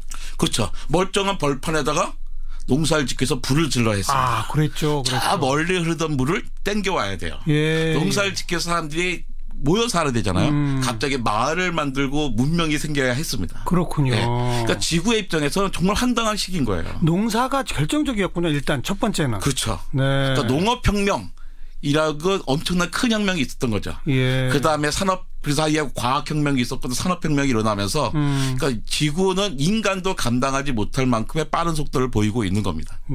그 농사를 시작하는 그 시점에 지구는 표현하신 것처럼 이 지구에 존재했던 생명종 가운데 첫 번째로 나한테 도전하는 종이 생겼네? 예. 이렇게 봤겠군요. 그렇죠. 그 당시에만 해도요, 거대한 포유류가 엄청나게 많았어요. 예. 지구상에는. 예. 그런데 순식간에 사라집니다. 예. 그러니까 아메리카 대륙에 사람이 산 거 불과 얼마 되지 않잖아요. 한 10,000년쯤 좀 됩니다. 예. 사람들이 베링해를 넘어갔다 어떻게 넘어갔어요. 그 순간부터 사람이 전진하는 속도에 맞춰서 거대 포유류들이 사라지는 거예요. 잡아먹으니까. 그렇죠. 잡아먹든지 없애버리는 거죠. 없애버리든지. 그러니까 거대 포유류들은 많이 먹어야 되는데 예. 사람의 입장에서는 저 동물을 먹지 않는다 하더라도 상당히 작게 방해가 되는 거예요. 농사 지은 걸 뺏어 먹으니까. 그렇죠. 또 우리가 농사를 짓기 위해서 그들을 내쫓아야 되는데 살 곳이 없으니까 자연스럽게 예. 숫자가 줄어들게 되는 거죠. 예. 그래서 왜 지금 6번째 대멸종기다라는 얘기를 많이 하잖아요. 그런 말 하죠. 그래서 초기에 과학자들이 6번째 대멸종이 언제 시작할까? 그거를 그 신석기 시대부터 시작한다라고 이야기를 많이 했습니다. 예. 왜냐하면 그때 엄청나게 많이 멸종을 했거든요. 근데 생각해 보니까 신석기 시대가 6번째 대멸종기의 시작이다 해버리면 왠지 현대인이 책임이 별로 없는 것 같아요. 거기다가 또 보니까 신석기 시대부터 산업혁명까지 멸종한 숫자보다 산업혁명 이후에 멸종한 숫자가 더 많습니다. 네. 이거 안 되겠다. 산업혁명부터 6번째 대멸종기로 하자라고 공감되게 생겼죠. 네. 근데 이런 걸 정하는 거는 지질학자가 정합니다. 지질학자가 뭐 지층을 정해야 되는데 멸종만 됐다고 정할 수는 없는 거예요. 뭔가 지층의 특징이 있어야 되잖아요. 그래서 막 찾아낸 게 1950년입니다. 1950년부터 갑자기 지구에 있는 전 지구의 모든 지층에서 방사선이 검출되기 시작합니다. 엄청나게. 그 이전에는 없었는데? 아주 일부 있어. 자연 방사선밖에 없었는데 예. 핵 실험을 많이 하잖아요. 그렇군요. 핵 실험을 하면서 방사선이 등장하고 예. 또 플라스틱 플라스틱하고 콘크리트가 엄청나게 나와요. 그렇죠. 모든 지층에서 통일해서. 예. 그러니까 외계인이 와서 보더라도 이때는 분명히 지층이 바뀌었구나라고 인정할 수 있다는 거예요. 근데 여기에 생물학자들이 또 동의를 해줘야 되는데 그 사이에 뭐 새로 생긴 생명이 없잖아요. 그런데 그 1950년부터 전 지구의 모든 땅에 갑자기 치킨뼈가 등장합니다. 치킨. 닭뼈. 네. 그러니까 전 세계 사람들이 닭 치킨을 먹기 시작한 거예요. 그래서 생물학자들과 지질학자들이 그렇다면 1950년을 6번째 대멸종의 시작이라고 하자 한 거죠. 네. 그러니까 우리는 바로 그 1950년대 이후에 태어났잖아요. 그 6번째 대멸종을 눈으로 목격하고 있는 셈입니다. 그러니까 지금까지 지구의 가장 큰 대멸종이 고생대에서 중생대로 넘어올 때의 3번째 대멸종이었어요. 그게 공룡이 사라진 그때입니까? 아니요. 공룡이 등장할 때죠. 그때 그러니까 고생대에서 끝나고 중생대 때 공룡이 등장하거든요. 예. 그때 지구상에서 95% 생명체가 멸종을 했는데요. 그때는 원인이 뭐였죠? 그때 커다랗게 3가지였습니다. 첫 번째 판게아가 만들어져요. 초대륙이거든요. 원래 대륙이 흩어져 있었는데 대륙이 하나로 합쳐집니다. 네. 근데 원래 생명체들이 살기 좋은 건 바닷가예요. 그렇죠. 바닷가는 춥지도 않고 덥지도 않고 먹을 것도 많은 것이었거든요. 대륙이 다 합쳐지니까 원래 해안선이었던 것이 내륙 한가운데로 바뀌게 되죠. 예. 그러니까 살 수 있는 것이 줄어들었습니다. 예. 갑자기 거기가 사막화돼요. 그리고 여러 가지 이유로 산소의 농도가 확 떨어집니다. 지금 대기 산소 농도가 21%예요. 근데 고생대 말에는 30%였거든요. 근데 이게 20%까지 떨어집니다. 갑자기? 네, 산소 농도가 반으로 줄어드니까 숨을 쉴 수가 없는 거죠. 예. 거기다 또 시베리아에서 엄청난 화산이 터져요. 제주에 가면 현무암이 있잖아요. 까만 돌. 그 돌이 화산이 터져서 생긴 암석이잖아요. 그렇죠. 근데 시베리아에 있는 현무암 덩어리가요. 서유럽 크기만 합니다. 그 두께가 400m에서 3km예요. 어마어마한 용암이 솟구친 거군요. 그렇죠. 근데 용암이 나온 게 문제가 아니라 용암 속에서는 염소, 불소, 이산화황, 이산화탄소 이런 게 나오면서 그렇죠. 지구를 산성화하고 지구 온도를 높이고 그러면서 식물들이 죽어나가고 식물 죽으니까 초식동물 죽고 초식동물 죽으니까 육식동물도 죽어나가는 거죠. 그 덕분에 새로운 생명체가 등장을 했어요. 그러니까 멸종은 사실 나쁜 게 아니거든요. 멸종이 없었다면 그러니까 6,600만 년 전에 소행성이 꽝 부딪히면서 거대한 운석에 부딪히면서 지구의 기후가 바뀌고 육상에서는 고양이보다 커다란 동물들은 싹 사라졌거든요. 네. 그 덕분에 우리 같은 사람이 생길 수 있었죠. 그러니까 공룡하고 포유류는 원래 같이 등장했어요. 근데 포유류가 공룡을 이기지 못하니까. 그렇죠. 포유류 입장에서는 괜히 몸집 키워가지고 나중에 돌아다니면 잡아먹히니까. 주먹만 한 거기로 양서 숨어 살았는데 무주공산이 되니까 자기는 몸집을 키워 나갔던 거죠. 그러면서 포유류 세상이 오면서 인간도 거기서. 인간도 이제 3천만 년 전부터 이제 슬슬 영장에서 분해되고 700만 년 전에 침팬지에서 분리가 되는 거죠. 그러니까 멸종은 나쁜 게 아니에요, 사실은요. 멸종이 있어야 새로운 생명체가 생기는 거거든요. 그런데 문제는 급격하게 한정 두정이 사라지면 그 빈자리는 누군가 채워주게 되는데 갑자기 여러 종이 멸종해버리면 생태계에 빈자리가 있잖아요. 채울 수가 없는 거예요. 근데 그게 심각하게 그러니까 대멸종이 있은 다음에서도 다시 생태계가 완전히 복원이 됐는데 6,600만 년 전에 대멸종 이후에 지구는 그나마 잘 유지되고 있었는데 갑자기 6번째 대멸종이 시작된 거죠. 근데 보통 6번째 지난 5차례 대멸종은 일정한 패턴이 있었습니다. 온도가 5도, 6도가 확 오른다든지 아니면 산소 농도가 떨어진다든지 또 대기의 산소도가 높아지는 거예요. 근데 지금은 6번째 대멸종에 그게 없는 거예요. 그냥 인간들이 자기 살기 위해서 다른 종들을 괴롭히는 것뿐이죠. 그렇죠. 그러니까 대기 산성도는 우리나라는 1985년이 되게 높았어요. 점점 86 아시안 게임과 88 올림픽을 기회로 급격하게 좋아졌거든요. 상선비 아니에요. 산성비하고 또 대머리는 상관도 없습니다. 또 산소 농도는 변화가 없고요. 근데 온도를 보면 조금씩 올라가고 있잖아요. 그렇죠. 최근 150년 동안에 0.85도가 올랐습니다. 이것은 다시 대멸종과는 상관이 없는 온도예요. 대멸종은 5도, 6도가 변해야 되거든요. 0.85도가 올랐다는 뜻은요. 대구에서 키우던 사과를 양구에서 키울 수 있다는 거예요. 북방 한계선 남방 한계선 바뀐 정도죠. 실제 그렇게 되고 있잖아요. 그러니까 그렇다면 지구 온난화는 문제가 아니냐? 아니 앞으로 더 진척되면 그게 문제가 되는 거죠. 그렇죠. 그러니까 오죽하면 2015년 겨울에 전 세계 정상들이 모여가지고 기후 정상회의라는 걸 했잖아요. 근데 그때 내용이 뭐였냐면 산업화 이후에 온도 기온 상승을 2도에서 막자는 거였어요. 왜 2도에서 막냐면 근데 2도까지는 서서히 증가합니다. 그리고 관장님 책에 보면 맨 마지막에 1.5도에서 막자라고 하셨던데. 그렇죠. 그러니까 왜 2도에서 막는 이유가 뭐냐면요. 2도까지 서서히 올라가는데 예. 평균 기온이 2도가 되면 국지적으로 5도 7도씩 올라가는 데가 엄청나게 많이 생겨요. 아, 지역별로. 예. 지금도 왜 여름에 보면 캘리포니아, 그리스, 스페인 같은데 국지적으로 온도가 올라서 한 달 동안 산불 나잖아요. 맞아요.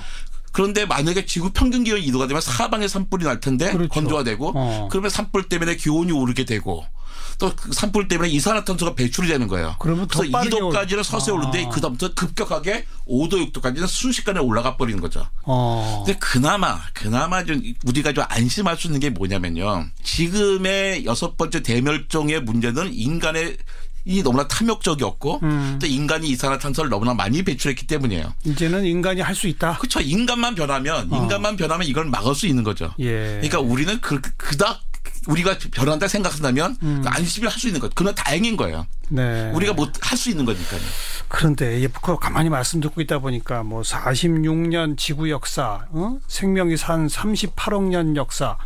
그리고 이 조금 아까 소개해 주신 뭐 대멸종과 건물종 이후의 생태계 복원이 하나마다 사실은 뭐 몇 천만 년, 몇 억 년이 걸리는 거 아닙니까? 그렇죠. 그죠? 세 번째 대멸종이 최소한 100만 년이 걸린 거거든요. 그런데 지금 우리 얘기하는 거는 겨우 뭐 한 100년, 200년 사이에 이런 짓을 저질렀다는 걸 생각하니까 과연 우리가 이거 할 수 있을까? 이게 참 두려워지네요. 그래서 자연사라는 교육이 필요한 거죠. 예. 그러니까 그래서 자연사 박물관을 이제 만들어야 되는 거고요. 그러니까 우리 경험을 해야지 아는 거잖아요. 근데 여기에 이제 딜레마가 있습니다. 그러니까 우리가 갯벌을 어떤 사람이 갯벌을 사랑하냐면요. 갯벌을 경험해 본 사람들이에요. 그렇죠. 그러니까 우리나라 갯벌을 기자해가지고 사람들이 아이들 데리고서 갯벌 체험을 갑니다. 맞아요. 거기까지는 좋은데 갯벌 체험을 하면서 갯벌이 망가져요. 아하. 그러니까 거기에 살고 있던 평화롭게 사는데 예. 아들과 첨벙첨벙 놀면서 망가지는 거예요. 예. 그러니까 우리가 이게 딜레마인 거예요. 자연을 체험해야 되는데 자연을 체험하면서 망가지게 되니까. 그래서 나온 게 전 세계적으로 직접 체험하지 말고 자연사 박물관을 같은 데서 하자라고 하는 거죠. 예. 근데 유감스럽게도 우리나라에는 국립자연사박물관이 없습니다. 서대문 자연사박물관 관장 지내셨죠? 예. 그 국립은 없고 그렇게만 있는 거예요? 서대문구가 서울시에서 서울시 25개 구 가운데 21번째로 부자구예요. 예. 그러니까 상당히 어려웁니다. 예. 그럼에도 불구하고 21번째 부자구가 뭡니까?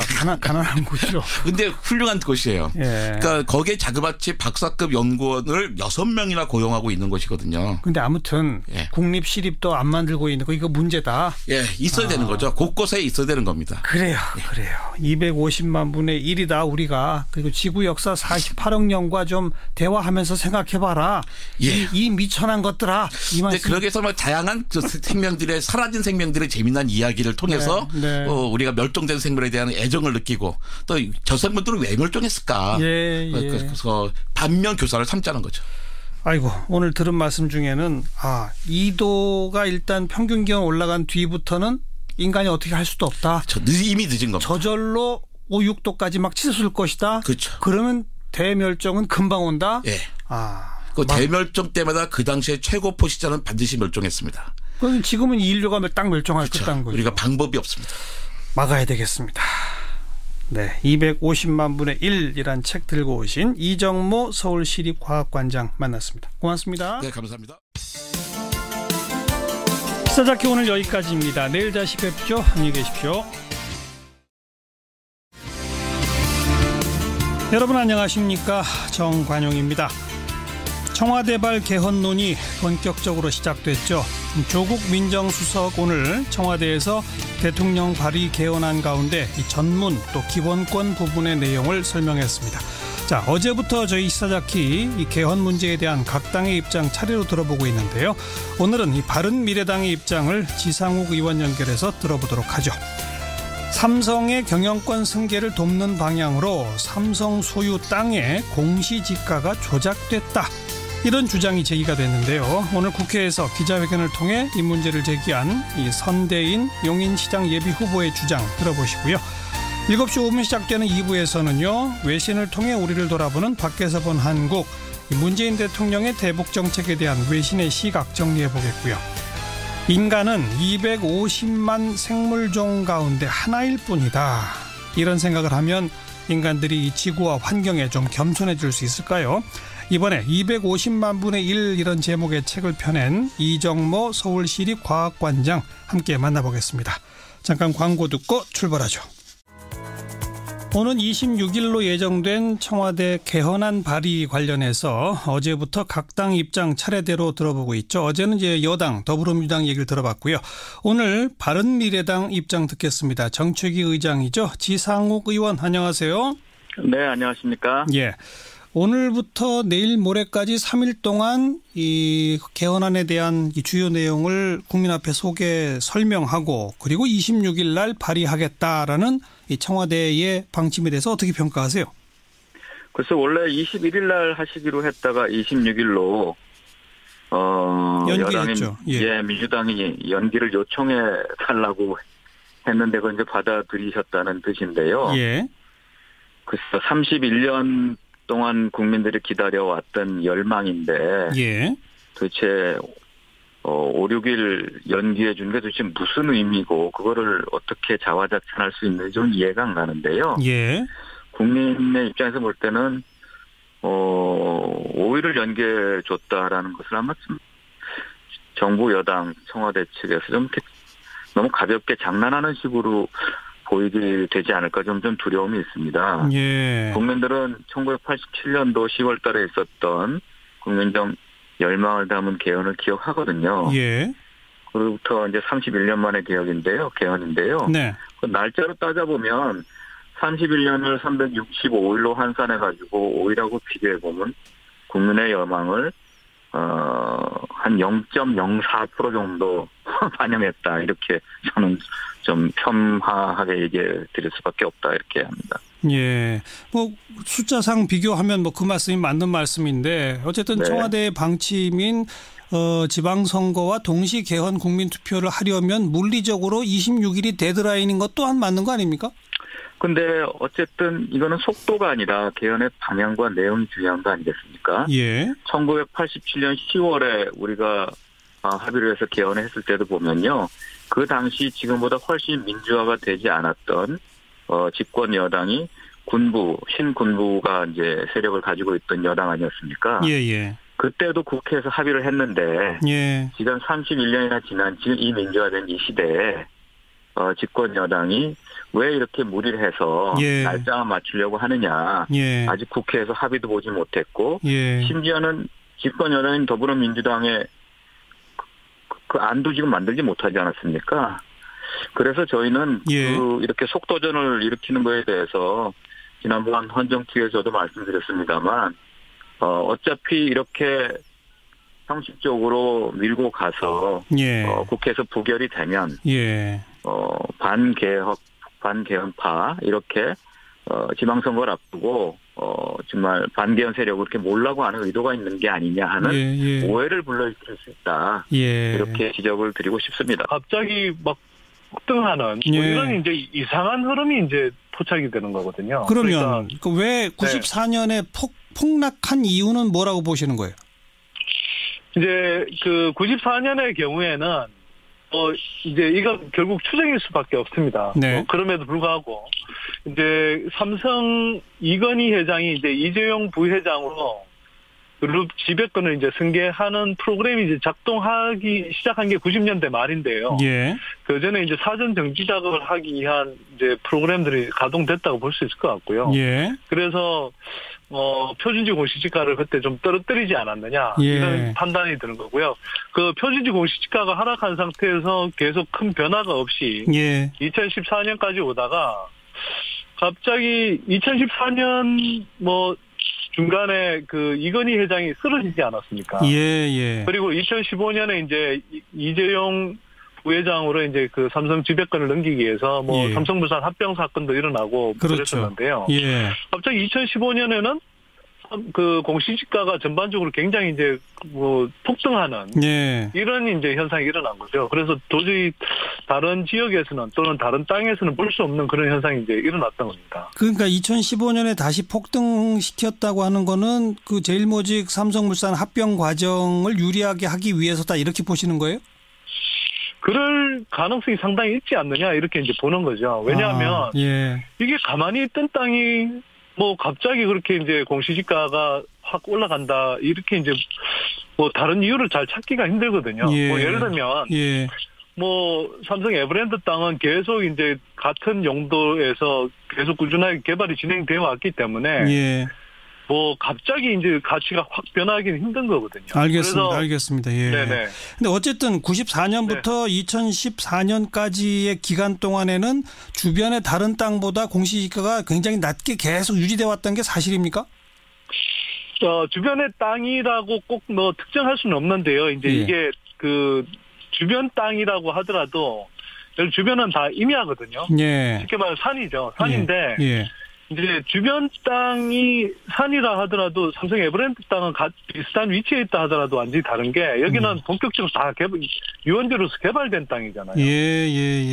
그러다 보니까 이게 그냥 주변 임야라든지 이런 땅하고 바로 비교해서 비슷한 가격대라고 이렇게 할 수가 없는데 아무튼 굉장히 이제 낮게 유지돼 있었던 거죠. 낮게 유지됐다는 얘기는 내야 할 재산세를 덜 냈다는 얘기고 용인 씨가 거둘 재산세를 덜 받았다는 얘기다 이렇게도 볼 수 있겠군요. 당연히 그렇게 볼 수 있습니다. 그래서 그런데 오늘 저 삼성 측에서 반박을 아주 조목조목했는데 먼저 95년에 폭락했다고 하는데 그거는 이 특정 필지만 떨어진 거지 전체적으로 용인 지역에 삼성이 갖고 있던 땅은 80%나 올라갔다 이런 주장이고 그리고 2015년 폭등하는 거를 방조했다라고 했는데 삼성 측은 여러 차례에 걸쳐서 항의하고 뭐 의견 제출해가지고 이 애초에 상승폭을 크게 떨어뜨렸다라고 하는 주장, 이 두 가지 주장 어떻게 보십니까? 그러니까 이제 뭐 앞에 부분부터 좀 말씀을 드리면, 그건 뭐 사실 이제 그 삼성 그때의 자료는 지금 남아 있지는 않습니다. 그런데 보통은 개별 공시지가라는 게 표준지 공시지가를 기준으로 해서 움직이는 거거든요. 근데 표준지 공시지가가 뚝 떨어졌는데 개별 공시지가 주변의 개별 공시지가만은 다 올랐다. 그건 믿기 어렵다. 그래서 80%나 그 공시지가가 올라갔다. 이거는 글쎄요, 좀 납득하기가 사실은 어렵고. 2015년에 열심히 항의했다는 건 어떻게 보세요? 그래서 이제 이건 뭐 제가 직접 한 건 아니지만 이제 제가 그 기초 자료를 제공한 덕분에 SBS 취재팀을 통해서 미리 좀 들었는데요. 국토교통부에 확인한 결과로는 이른바 그 표준지 공시지가가 이제 정해진 다음에 삼성 측의 공식적인 이의 제기는 단 한 번도 없었다. 국회에서 합의를 이루어내는 게 제일 좋죠. 그죠? 그렇습니다. 지금 합의가 안 되는 핵심 이유가 뭐라고 생각하세요? 저는 지금 일단 볼 때 이 집권 여당과 제1야당 대원특위 들어가 보면 두 당이 정말 공적과 수비만 바뀌었듯이 옛날에 했던 그런 내용들이 일관성을 갖지 못하고 왔다 갔다 하면서 두 당이 싸우고 있습니다.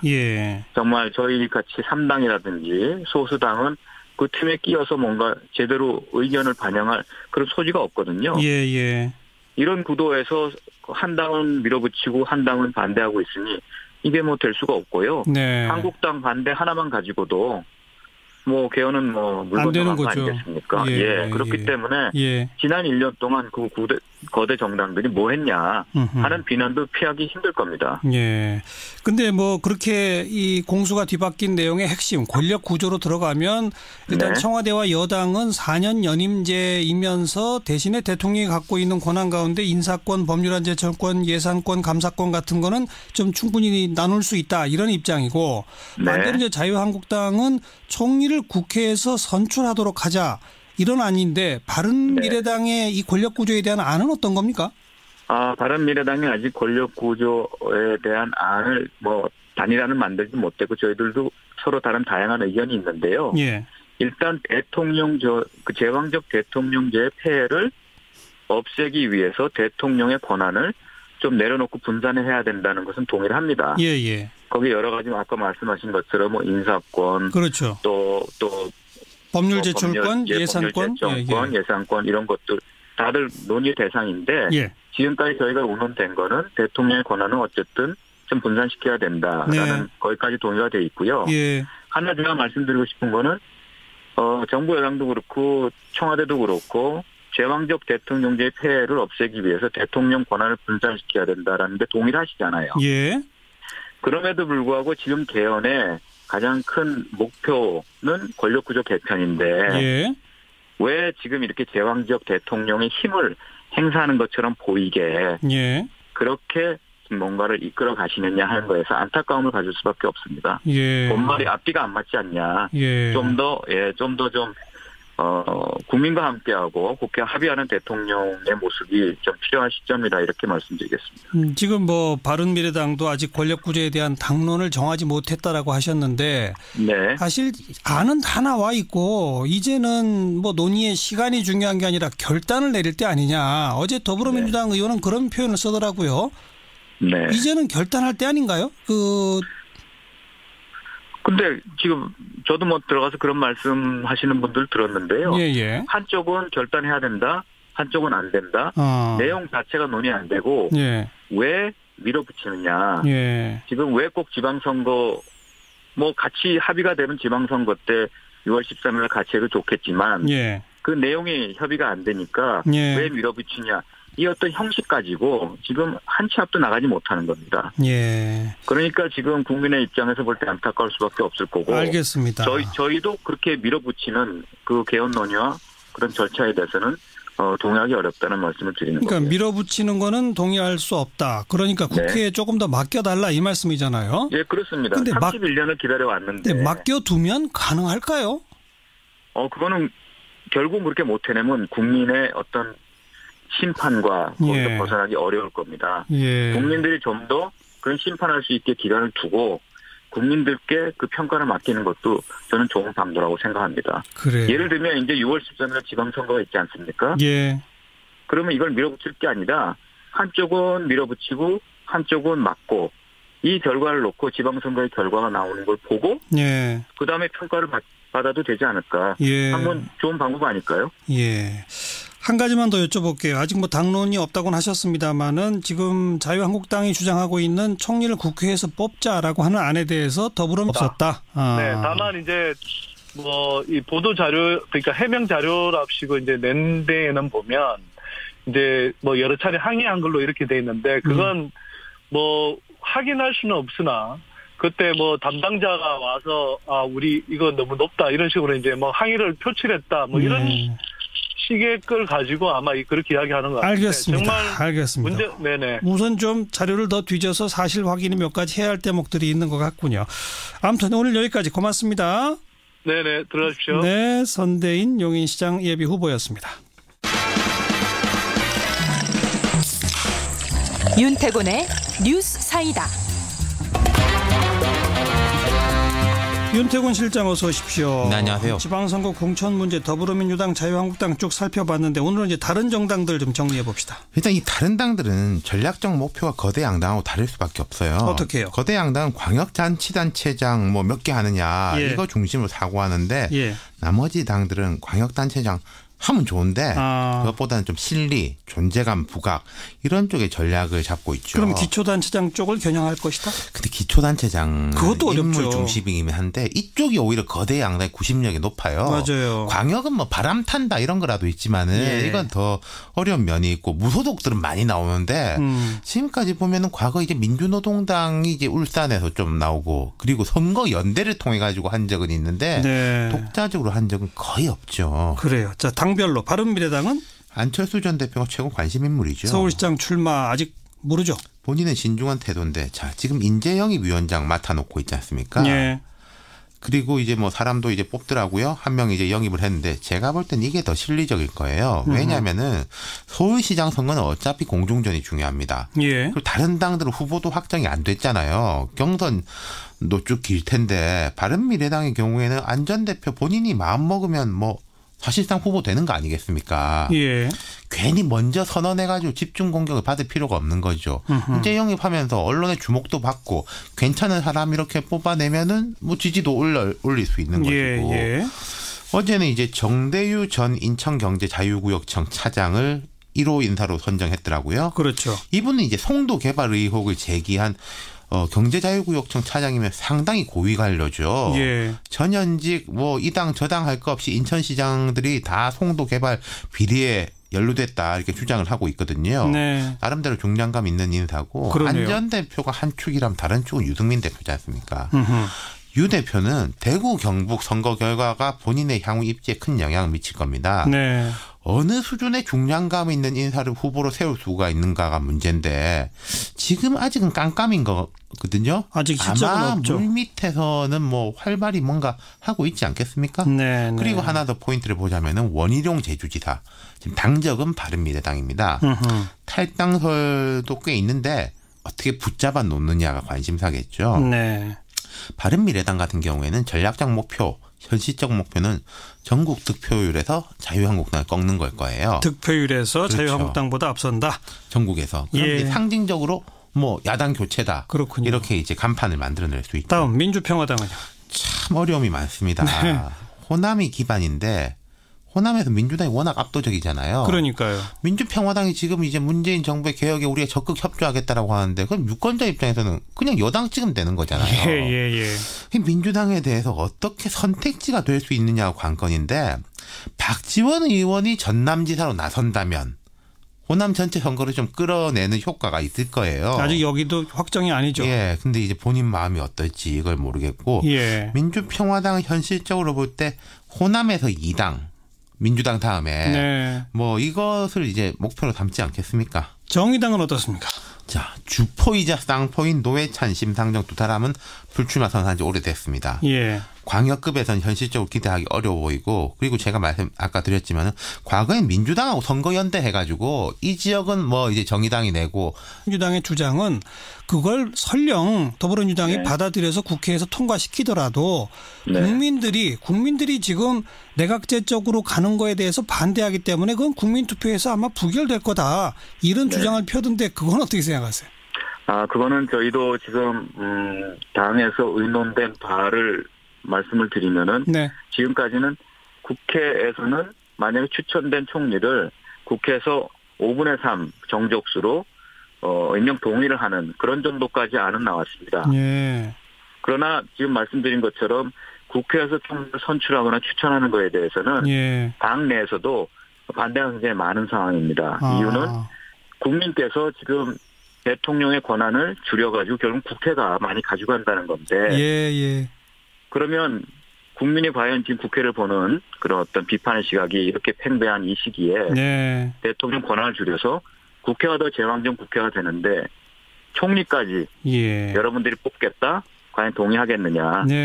그렇게 되면 대통령과 총리가 서로 결이 다른 그런 그 리더십이 나올 수 있는 그런 문제점도 생길 수 있고요. 그 정도는 의논을 해왔습니다. 총리 추천이나 총리 선출권은 바른미래당은 일단 동의하지 않으시는 거고 대신에 총리 인준을 한 5분의 3 인준 정도로 만드는 건 어떠냐 이런 정도 의견들이 있다. 그러니까 저희가 뭐 전혀 논의가 안 돼서 알겠습니다. 담론이 없다는 건 아니지만 일단 아주 구체적으로 우리 안은 이거다라고 낼 그 소지까지는 아직 안 돼 있습니다. 그러니까 더 좀 국회에 맡겨달라. 일단 이 말씀까지 고맙습니다. 그렇죠. 바른미래당의 지상욱 정책위 의장이었습니다. 삼성의 경영권 승계를 돕기 위해서 이 과거 정부가 삼성 소유 땅의 공시지가를 의도적으로 폭락시키거나 폭등시켰다. 이런 의혹이 제기가 됐네요. 지금 삼성 측은 뭐 전혀 사실무근이다라고 반박하고 있습니다만은 오늘 국회에서 이 문제를 제기한 이 선대인 용인시장 예비 후보를 연결해 보겠습니다. 안녕하세요. 네, 안녕하세요. 반갑습니다. 문제가 된 땅이 어디에 있는 어떤 땅입니까? 그 용인의 에버랜드는 많이들 와보셨을 것 같습니다. 그러니까 그 에버랜드가 이제 굉장히 넓은 면적인데요. 그 에버랜드뿐만 아니라 그 주변에 그 예전에는 이제 삼성 에버랜드 소유였던 지금 삼성물산 땅과 그 다음에 이건희 회장 땅이 굉장히 많이 있습니다. 그게 대략 한 380만 평 정도 되는데요. 380만 평이면 여의도 면적하고 비교하면 어떻게 됩니까? 뭐 제가 지금 정확한 계산은 안 해봤습니다. 굉장히 훨씬 더 많은 땅이고요. 용인시 전체 면적이 서울시와 맞먹는데 그 서울시 전체 면적의 약 2%에 해당하는 수준입니다. 대단하군요. 그런데 그러니까 어마어마한 땅입니다. 그 공시지가는 어디서 결정하는 거죠? 공시지가는 사실은 이제 국토교통부가 한국감정원에 의뢰를 해서 이제 그 소속 감정 평가사들이 예. 이제 지역별로 표준지라는 걸 있습니다. 표준이 되는 땅. 예, 그게 이제 공시지가라는 걸 뭐 감정 평가에서 이제 조사하게 돼 있는데요. 예. 그게 되면은 이제 지자체에서 그 표준지를 중심으로 해서 이제 개별 공시지가라는 걸 예. 이제 정합니다. 예. 그래서 이제 거기에 뭐 재산세 그게 이제 재산세 가표 기준이 되기도 하고, 그렇죠, 뭐 그렇죠. 상속세, 증여세 뭐 이런 이제 가표 기준이 되는 거죠. 그런데 그 380만 평 땅의 공시지가가 뭐 폭락했다가 폭등했다 그랬다고요, 실제로? 그러니까 보통의 경우는 여기 이제 아파트 우리가 보통 대부분의 사람들이 재산세를 내고 계시거든요. 예. 그러니까 집을 한 채 갖고 있다. 그러면 예. 이제 보통 아파트에도 재산세가 붙지 않습니까? 예.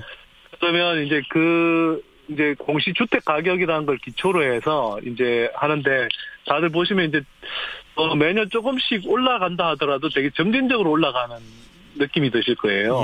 근데 삼성에 따른 경우에는 이상하게도 94년에는 이게 표준지가 갑자기 땅값이 확 떨어졌다가 또 2015년에는